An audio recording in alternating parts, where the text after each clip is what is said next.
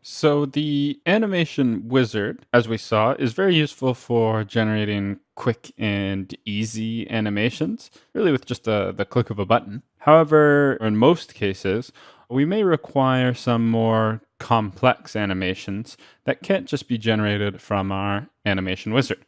So we do, of course, have many methods to generate more manual animations. So one of the maybe easiest methods to create some manual animations is just using what I'd call the click and drag method. Essentially what we can do here is just move around components within our specific timeline and set some key points. So let's take a look at that process. Here I have my brand new animation, nothing going on so far. So what I can do is just move this time bar to whatever points I'd like. So let's say I'm gonna move this to about 2 seconds here. And then at 2 seconds, I can place any key points that may represent a change in position, location, color, appearance, whatever it may be, for really any component within this project. So in this case, I'm going to try to create a very simple animation of just the gear component rotating in one direction and then maybe rotating back. So from 0 to 2 seconds, I'm actually going to do nothing. So I just want to hold all information. So I'm going to move my time bar again to about 2 seconds here. I'm really only worried about the gear component here. I could do it for all other components as well, but in this case, I'm only really worried about the gear component here. So what I can do is move to 2 seconds and then set this same key. So there's a bunch of different ways I can do this. I can actually just click and drag the original key since it's going to be the same, or I can use this add or update key. And you can even read the prompt here. It'll let you know what it's doing. It's creating a new key with whatever selected information. So attributes, updates, for example, colors, appearance change, location change, anything like that will be placed within that key. So I can just click on add or update key here.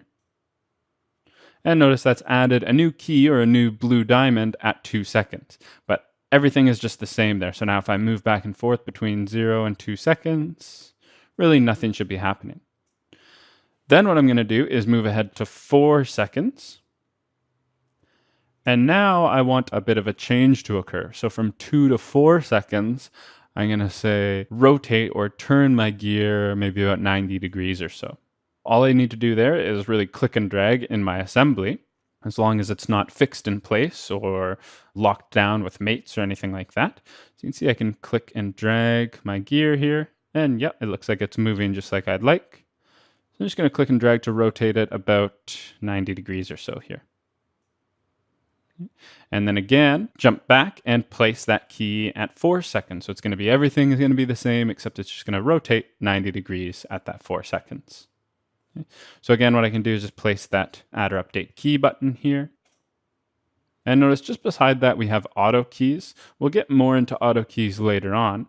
But essentially, if auto key is turned on, any change I make is going to automatically create these keys for me.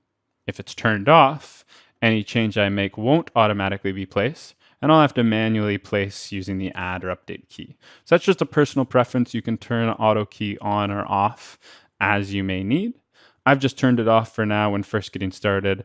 I like to have it turned off if we're new to animations. Just maybe makes a little bit more sense, and you might make less mistakes if we have to go through it manually every time. So now if I run through, maybe I'll calculate this, see what's going on here. But it should just be rotating from 2 to 4 seconds. So if I play all the way through now, from 0 to 2, nothing should happen. From 2 to 4, I'm rotating about 90 degrees there.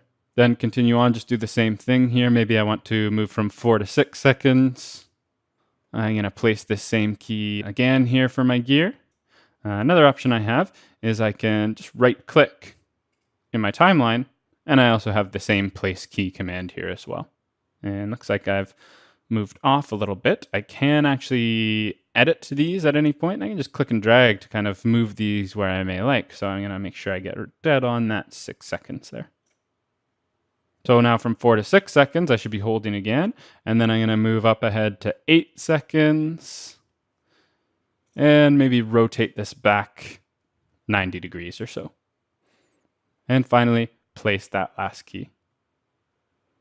So now I can calculate once more. And run through from the start. So I'll just press play from the start here. So 0 to 2, nothing should happen. 2 to 4, I start to rotate 90 degrees.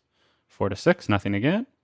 And 6 to 8, start to rotate back that 90 degrees.